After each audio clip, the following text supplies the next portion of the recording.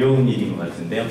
저는 그 옴니콤 계열의 브로더 파트너스 네트워크에서 글로벌 디지털 마케팅과 소셜 미디어 업무를 담당하고 있다가 올 초에 뜻한 바가 있어서 디지털 인텔리전스 서비스라는 부분을 개척하고자 새로운 비즈니스를 시작을 했고요.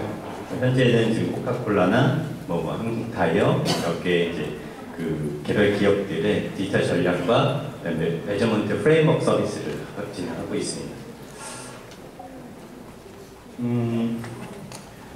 제가 그 마케팅 트렌드에 대한 것들을 주기적으로 한 6개월마다 한 번씩 좀 정리를 하고 있는데요. 제가 2013년도 겨울에 2014년도를 돌아보면서 한 10개의 키워드를 이렇게 뽑았습니다. 이 중에는 지금 현재 진행 중인 것들도 있고요. 한참 이제 핫한 어떤 키워드가 되고 있는 것들도 있는데요. 이런 부분들을 한번 정리해 보면서 사실상 이제 하나의 흐름으로 이 디지털 마케팅의 흐름을 어떤 조망한다는 것들이 매우 어렵다라는 것들을 솔직하게 인정해야 될 거라고 생각이 됐고요. 그래서 이 10개의 키워드들이 그래서 구체적으로 어떤 실천으로 이어졌는지, 그리고 또 그 시간만큼 또 어떤 새로운 것들이 나타나고 있는지 이런 부분들을 되짚어보는 시간을 좀 갖도록 하겠습니다. 트렌드라는 부분들이 항상 그렇듯이 변화의 동력이 무엇인가에 대한 부분들을 좀 살펴봐야 될 것 같은데요. 제가 2013년도 당시에 여러 가지 기술적인 부분, 어떤 컨텐츠, 그 다음에 어떤 그 사회적인 흐름들을 조망을 해봤을 때 가장 근저에 있는 부분들은 결국 고객이 근본적으로 어떤 행동의 방식들, 구매 행동이라고 하는 것들의 방향이 바뀌었지 않았나라는 데 주목을 했습니다. 구체적으로는 이런 부분이죠. 마케팅 하시는 분들은 아주 익숙하신 모델일 텐데요. 선형적으로 구매에 이르는 어떤 단계에 어떤 컨버전이 일어나는 과정들을 깔때기라는 형태의 모델로 저희가 퍼널이라는 그림을 많이 사용을 했었는데, 최근 들어서 나타나고 있는 것은 이러한 이제 구매 과정에 이르는 것들이 하나의 선형적인 직선된 구조가 아니라 굉장히 다차원적이고 복합적이고 굉장히 이렇게 반복적인 흐름들을 보인다라는 것들이 새로운 관점이 정립이 된 것이었죠. 저희가 그래서 디지털 전략이라는 것들을 수행하는 데 있어서도 마찬가지로 이러한 부분의 모델에 각 단계에서 우리는 무엇을 할 수 있을까에 대한 부분들을 모델링을 해봤습니다. 각 어웨어니스를 높이기 위해서 우리는 무엇을 해야 되는지, 구매가 일어나게 하기 위해서 우리는 어떤 일들을 할 수 있는지, 그리고 구매 경험이라는 것들을 콘텐츠로 만들 때는 어떻게 하면 좋을지, 그 구매 경험에 대한 것들을 긍정적으로 만들고 브랜드와 번딩하기 위해서 우리는 어떤 플랫폼과 서비스들을 이용할 수 있는지, 이런 것들을 고민하는 과정들을 거쳤고요. 그러다 보니까 이제 가장 핵심적인 질문에 다시 한번 돌아가게 됐습니다. 저희가 굉장히 열심히 많은 것들을 이야기를 하죠. 광고를 통해서, 콘텐츠를 통해서, 서비스나 플랫폼을 통해서 고객의 경험을 제공하면서 무언가를 열심히 제안을 하고 설득하려는 노력들을 하고 있는데, 실제로 시장에서 나타나는 현상들은 저렇게 고객들의 좀 냉담한 반응들, 또는 무관심, 또는 무반응 같은 것들을 경험하게 됐습니다. 그러면서 저희가 주목하게 된 키워드가 바로 렐러번스라는 부분이었죠. 어떻게 하면은 우리가 이야기할 것, 나눌 것과 고객이 원하는 것, 필요로 하는 것들의 그 교차점들을 찾을 수 있을까? 그런데 문제는 저희가 항상 이들이 도대체 누군가에 대한 것들을 열심히 찾고 있고 이해하려고 노력은 하고 있지만 실제로 그것들을 알아내기 굉장히 어렵다는 거죠.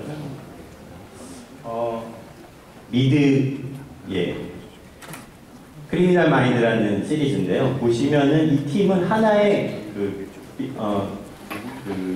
범죄 행동 심리 분석 팀이라고 EA라고 부르고 있는데요. 이 안에는 여러 가지 팀원들이 구성이 되어 있습니다. 이렇게 데이터 분석을 하는 친구도 있고요.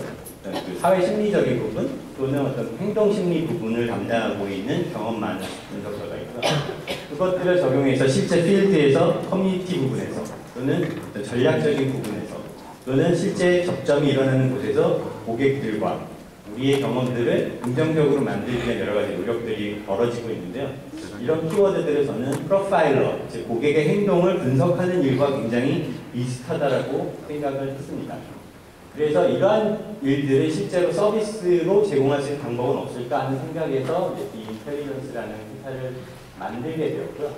그렇게 하면서 하는 일들을 두 가지 축으로 요약을 해봤을 때, 하나는 이러한 의사결정을 위한 어떤 당면한 현안들을 돕는 부분들이죠. 우리의 목표가 뭐고 우리는 어느 방향으로 나아가야 되고 어떤 데에 자원을 쏟아야 되면 우리가 어떤 목표를 가지고 그 성과를 분석할 것인가, 이런 부분에 대한 고민들이 있고요. 또 하나는 미래 부분에 우리가 궁극적으로 나아가야 될 고객과 아까 말씀드린 공유 가치라는 부분들을 무엇라고 봐야 할 것인가, 그것들을 어떻게 구조화하고 장기적인 관점에서 하나의 모델로 만들어갈 수 있는가라는 부분이 저희가 고민을 해야 될 부분이라고 생각을 했습니다. 이런 것들을 실천을 하면서 2013년 하반기에 다시 저 10개의 키워드들의 현재를 점검을 해보고 지금은 어떠한가라는 부분들을 생각해 봤을 때 굉장히 새로운 부분들이 빠르게 새로운 기술적인 발전, 새로운 컨텐츠의 유형들, 새로운 어플리케이션 플랫폼들이 나타나면서 너무나 빨리 변해가고 있다는 거죠. 그래서 저희가 지금 여기 약 400명의 여러분들이 모여서 고민하시는 부분들이 이런 걸 겁니다. 2015년도에 우리는 도대체 무엇을 바라봐야 하는가? 그 다음에 우리의 비즈니스 환경은 어떻게 달라지고 있고, 그래서 우리는 어떤 전략으로 이 거대한 흐름에 대비를 할 것인가? 이 부분이 아마 현재 고민하고 계신 문제라고 생각이 드는데요. 이런 부분들을 하나의 잘 짜여진 구조로 정리할 수 있었으면 저도 참 좋겠습니다만, 아까 이 굳이 과거의 흐름부터 이렇게 되짚어서 말씀드린 부분이 저희가 이렇게 처해 있는 현재도 굉장히 빠른 변화가 진행이 되고 있고요. 그 변화의 가닥과 방향을 하나의 어떤 키워드나 하나의 전략적 프레임으로 설명한다는 건 대단히 어렵다라는 것들을 발견하게 되었습니다. 그래서 저희는 아까 보여드린 것처럼 대략 한 10개의 키워드로 지금 현재 저희가 주목하고 살펴봐야 될 것들을 좀 정리를 해봤는데요. 트렌드라는 것들이 그렇습니다. 어떤 깊이라는 부분보다는 전체적인 개요에 대한 부분들을 같이 좀 공유하고 그 부분의 어떤 지형들을 살펴보는 것, 그것이 목적이라고 생각이 드는데요. 지금 이 10개의 키워드를 중심으로 제가 말씀드리는 부분은 어떤 깊이 있는 부분이라기보다는 어떤 정보성, 생각해야 될 거리, 그리고 오후에 계속 이어질 세션들에서 다루어질 내용들의 어떤 단초이자 방향을 알려주는 키워드라고 생각해 주시면 좋을 것 같습니다. 10개의 키워드들을 말씀드릴 텐데요. 그 키워드들을 다루는 방식을 크게 3가지로 저희가 정리를 했습니다. 이 변화와 어떤 앞으로 오게 될 트렌드들을 읽는 방식에 있어서 첫 번째는 테크놀로지의 변화에 대한 부분이고요. 두 번째는 그것으로 인해서 사람들의 심리 동기가 어떻게 변화하고 있는가, 그리고 그 변화된 욕구가 구체적으로 어떻게 행동으로 나타나고 있는가, 이 3가지 관점에서 키워드를 정리하면 좀 이해가 종합적으로 쉽지 않을까라고 생각이 됩니다. 아까 말씀드린 것처럼 구체적으로는 우리가 어떤 행동들을 하는가에 초점을 맞춰야 되겠지만 그 행동의 시작점이 되는 부분들은 항상 기술적인, 사회적인 변화들로부터 시작이 되는데요. 요새 이런 단어들 굉장히 많이 들어보셨죠? IoT라든가 빅데이터라든가 이런 것들이 여전히 현장에서 깊이 고민되고 있고 그것을 적용하는 방법에 대해서 여러 가지 고민들을 하고 계신데요. 그뿐만이 아니라 웨어러블 디바이스라든가 스마트 TV라든가 스마트 헬스케어 같은 여러 가지 새로운 기술들이 끊임없이 새로운 혁신을 보여주고 있습니다. 문제는 이렇게 항상 연결되어 있는 기기들과 사람들이 동반적인, 지금도 여러분의 그 손안에는 핸드폰이 들려있고 어떤 분들은 랩탑을 펼쳐놓고 계시고 어떤 분들은 태블릿을 가지고 이 컨퍼런스의 현장 내용을 메모하시기도 하고 외부에 계신 지인들과 나누고 계시기도 하죠. 이렇게 항상 연결되어 있는 이 사람들이 그들의 삶의 방식이라든가 그들의 모든 행동이라는 부분들이 수치화, 계량화되는 양상을 보여주고 있다는 거죠. 저도 지금 이렇게 밴드 차고 있는데요. 이런 밴드는 제가 얼마나 운동량을 갖고 있는지, 어디에 갔었는지, 그리고 얼마만큼 식단을 조절해야 되는지 이런 것들을 수량화된 정보로 알려주게 되죠. 그런 걸 저희가 quantified self, 그래서 저 자신이 수치적으로 표현되는 모습들이 나타나고 있다는 부분이고요.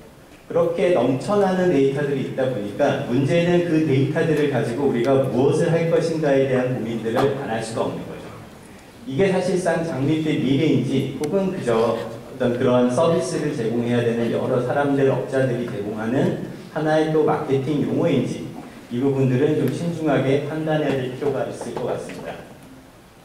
빅데이터라고 얘기하지만 사실 우스갯소리로 그런 얘기도 합니다. 빅데이터를 논하기 전에 스몰 데이터부터 잘 관리를 해야 된다는 얘기를 하죠. 이제는 데이터 자체에 있는 게 아니라 그 데이터를 가지고 우리가 어떠한 의사결정에 쓰일 수 있도록 유용한 정보로 바꾸어내느냐에 대한 부분일 텐데요. 그런 것들은 결국 데이터 자체가 아니라 데이터에 기반한 의사결정을 할 수 있는 어떤 조직 문화, 이런 부분들이 굉장히 중요한 요소라고 생각이 듭니다. 그런 것들이 이런 알티미터 그룹이 얘기하는 Fear of Disruption이라는 그림으로 많이 요약이 되고도 있는데요. 결국은 기술의 혁신이라는 것들은 사람의 행동 방식을 바꾸게 되고 인간관계의 변화를 주게 되고 새로운 가치관들이 충돌하면서 새로운 제도들을 모색하게 된다라는 부분들이 중요한 변화라고 생각이 됩니다. 두 번째 키워드는 옴니채널입니다. 패러독스라고 붙인 이유는요. 옴니라는 말이 항상 그렇듯이 전지전능한, 이렇게 통합적으로 모든 것들을 관통할 수 있는 것이어야 된다. 모든 고객 접점에 어떤 채널이 맞닿아 있어야 된다. 이런 의미이긴 한데 그러한 요구와는 반대로 그렇게 됨으로써 기업 입장에서는 고객과의 접점이 너무 많아지고 콘텐츠라는 것들이 너무나 파편화되고 그러다 보니까 통제하기 어렵고 그렇게 됨으로써 다시 그 접점에서 만들어진 고객 경험과 데이터들을 어떻게 통합할 것인가 하는 고민들로 이어지게 되죠. 정보는 늘 이렇게 쏟아지듯이 엄청나게 많은 메시지와 정보들을 과잉이라고 할 정도로 뽑아내고 있고요. 고객의 경험이라는 것들은 이제 단순한 채널에서 몇 가지 단계를 거쳐서 구매를 하는 게 아니라 거의 예측하기 어려운, 최근의 조사에 의하면 미국 시장의 얘기입니다만 평균 75개 정도의 디지털 접점이 그 구매에 관여한다라고 얘기를 하고 있는데요. 이러한 부분에 있어서의 정보 취득 경로와 고객의 의사결정은 언제, 어떻게, 어떤 과정을 거쳐서 이루어지고 있는지 우리가 예측하기가 상당히 어려워졌다는 거죠. 도대체 우리 고객은 어디서 우리 정보를 얻게 되고 왜 언제 구매를 결정하게 됐고 왜 하필이면 우리 제품을 선택하게 되었고 왜 그들어 우리 것이 아니면 다른 경쟁사의 제품을 선택하게 되었는지 결국은 중요한 문제죠. 우리가 다시 그 제품을 판매할 수 있으려면 우리는 어떻게 해야 되는지 이러한 질문들로 돌아가게 됩니다. 그래서 그러한 미디어의 여러 가지 접점들을 통합적으로 바라봐야 된다. 그래서 컨버스 미디어라는 용어들을 쓰고 있는데요. 관점상으로는 이렇게 통합된 관점에서 커뮤니케이션을 관리해야 된다라고 얘기를 하지만 실제 현장에서 여러분들 많이 느끼시죠? 저희가 제공하는 콘텐츠의 경로, 고객이 우리의 브랜드를 만나게 되고 경험하게 되는 채널들은 점점 복잡하게 되고 점점